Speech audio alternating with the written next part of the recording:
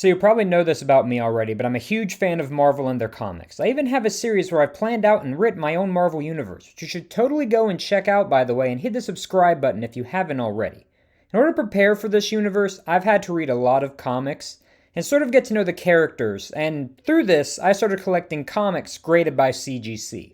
Now, my collection is relatively new and I'm just starting out, so don't expect a ton of comics to be featured in this video, but I wanted to share my comic collection with you that I have so far. So without any further ado, here are my 17 CGC graded comics in my collection, ordered based on value taken from cover price. At number 17, we have Avengers number 257. This is the first comic appearance of Nebula. She appears on page 12 of the issue. We also see the Avengers fighting Terminus with appearances from Khazar, Captain America, Hercules, Captain Marvel, and others. At 16, we have Marvel Spotlight number 32. This is the first comic appearance of Jessica Drew, aka the Spider-Woman, and we also have an appearance from Nick Fury. Spider-Woman initially went by the name Arachne, and her costume did not show her hair, but this was later changed when they updated her costume. Spider-Woman will be appearing at the end of Phase 5 in our MCU, and will be played by Daisy Ridley. At number 15, we have Fantastic Four number 62. This is the first comic appearance of Blastar. Blastar is a former ruler of Balur in the Negative Zone and was removed from power when its inhabitants revolted. He is a classic Fantastic Four character who I hope we eventually see in the MCU. He's also a Guardians of the Galaxy villain, and the Inhumans also make an appearance in this issue.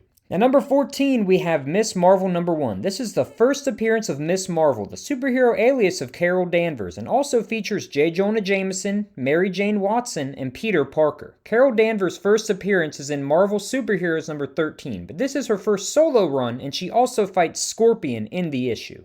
At 13, we have Fantastic Four number 58. This is a classic cover featuring Doctor Doom, and the Silver Surfer makes an appearance in the story. Cillian Murphy plays Doctor Doom in rebooted MCU, and there's a rumor that he is Marvel's top choice to play Doctor Doom in the actual MCU.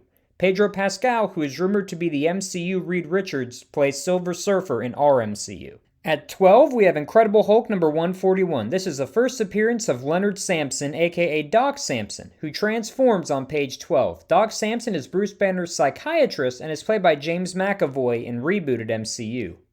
At number 11, we have Nova number 1. This is the first appearance and origin of Richard Rider, aka Nova, and also features Roman Day and Robbie Rider. Nova is a character that has been hinted at joining the MCU since the first Guardians of the Galaxy movie, and he even got name-dropped in the Marvels.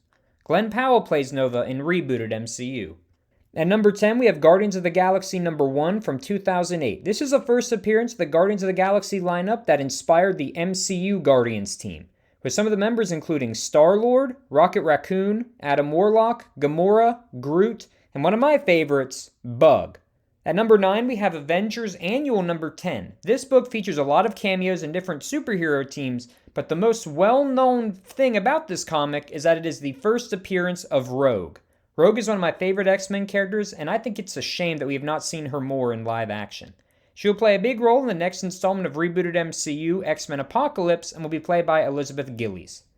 At number 8, we have Fantastic Four number 67. This is the first appearance of him, otherwise known as Adam Warlock. He appears on the very last page of the issue, and while there is some debate over whether or not this should be considered his first comic appearance, in my book, it is. At number 7, we have Avengers number 19. This is the first appearance of the Swordsman, who most of you probably remember from the Hawkeye Disney Plus show. Cover also features the Avengers lineup known as Cap's Kooky Quartet, featuring Captain America, Hawkeye, Scarlet Witch, and Quicksilver, one of the best named teams in Marvel Comics.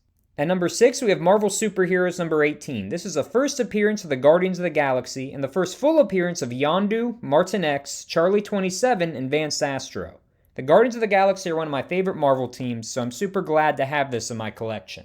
At number 5, we have She-Hulk number 1. This is the origin and first appearance of Jennifer Walters, aka She-Hulk, the cousin of Bruce Banner, and it also retells the origin of the Hulk. She-Hulk is my second favorite Marvel character, with Reed Richards being my first, so I hope the poor reception of her Disney Plus show does not prevent her from showing up again in the future.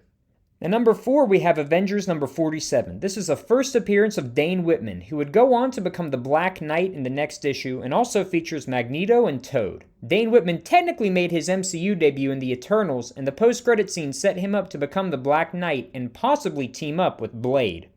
At number 3, we have Fantastic Four number 46. This is the first full appearance of Black Bolt, the King of the Inhumans. This comic is within one of probably my favorite runs in the comics. I'm a huge classic Fantastic Four guy. I mean, you have to remember, at this point in the comics, Fantastic Four meet the Inhumans, and then a few issues later, they go face-to-face with Galactus, the Silver Surfer, the Watcher. I mean, it's just a great run in comics, and a great book overall. Number 2, we have Journey into Mystery Annual number 1. This is the first appearance of Hercules and Zeus, and is also the only issue of the series, as it would later become Thor's solo series. We obviously met Zeus and Hercules in Thor Love and Thunder, and with Thor rumored to be getting a 5th installment, Hercules will likely show up. Brett Goldstein will be playing Hercules in the MCU, and I'm a huge Ted Lasso fan, so I'm super excited to see what he does in the role.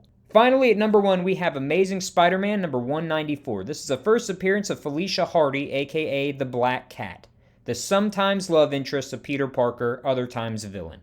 Black Cat is rumored to make her MCU debut soon, but in rebooted MCU, she is played by Anya Taylor-Joy. And that is my collection. Before I go, I want to recommend that if you do start collecting graded comics, make sure to use resources such as Cover Price to make sure that you're not overpaying for comics. I have seen some vendors who charge ridiculous prices, and I want to make sure that all of you are safe and do your research before making a purchase of a comic like these, because they can be very expensive.